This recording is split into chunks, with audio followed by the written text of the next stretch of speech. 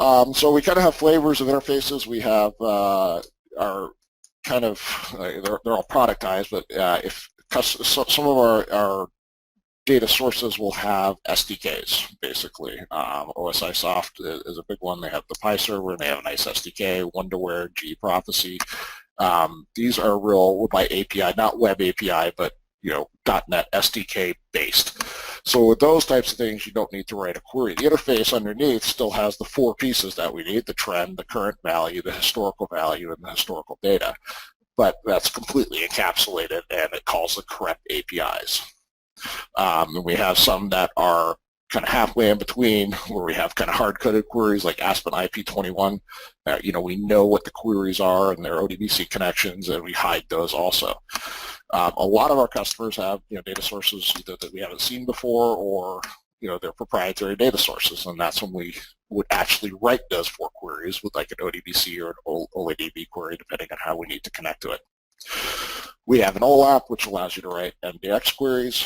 And we have our REST interface, which allows you to use a REST web service or REST API that can either return JSON or XML.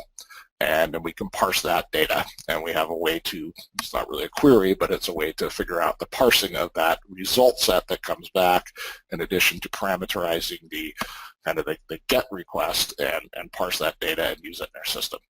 And XML, basically, if it comes back as XML, we'll convert it to JSON so we can still use the same interface. And we have Excel CSV interfaces, customary, proprietary, kind of non-SDK, non-REST APIs, we can get those. But, again, if you have a customer that says, oh, we have an SDK, if you can't get something like a current value and a trend, that's not going to do us much good. Yeah, and in that case, just a point to be made, and we'll make this point again later, if you run into a customer who has an application that has an SDK or a non-REST API, and you do need to get at it, once you've done at least a little bit of investigation there, then the best thing is to actually contact us, and we can make a determination if it's worth us making an interface for it, which is not usually a long process, depending on the complexity. But it is something we can do, but you need to come to us for that. Yeah, I mean, typically once we have access to a system and have an SDK, and we can write a little test harness to say, oh yeah, I can press this button and get the current value out, then it's a couple days of development time to get a new interface. They're pretty boilerplate for us. All right, you want to talk about the last piece there, Robert? Yeah, the last one is really, we have an add-on to our product called Enterprise ADI, or Advanced Data Infrastructure, which gives you the ability to interface to a bunch of other data sources which don't look like normal data sources per se. They may not be the place where the history is actually stored or other things, or you're getting it off of sensors and putting it in our own data store, other things like that. And that would be OPC, connecting directly to control systems, PLCs, DCS, some of those pieces. They just require this other add-on. It won't be covered in this training class, but if you run into those situations where someone doesn't actually have a data source but has live data flowing, that's something we can address, but just come to us if you run into that situation. Today we're really going to deep dive on two types of interfaces. That would be the ODBC, kind of a SQL-based interface, and the REST API. Those are the ones we're going to do demos and examples on, kind of walk through those. So hey, Robert, a question for you. Yeah, go ahead. Yeah, just a confirmation. With respect to interfaces and data sources, is it one-to-one, one interface per data source?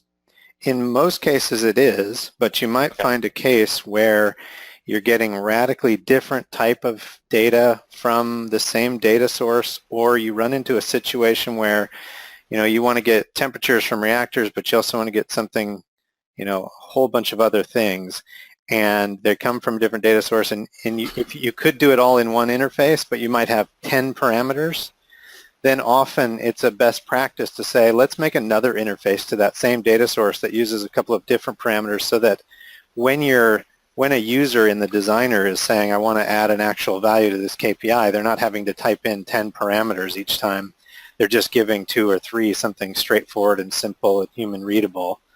So it's really a best practices thing, and I think Christian will spend a little bit of time on that when he talks about parameters.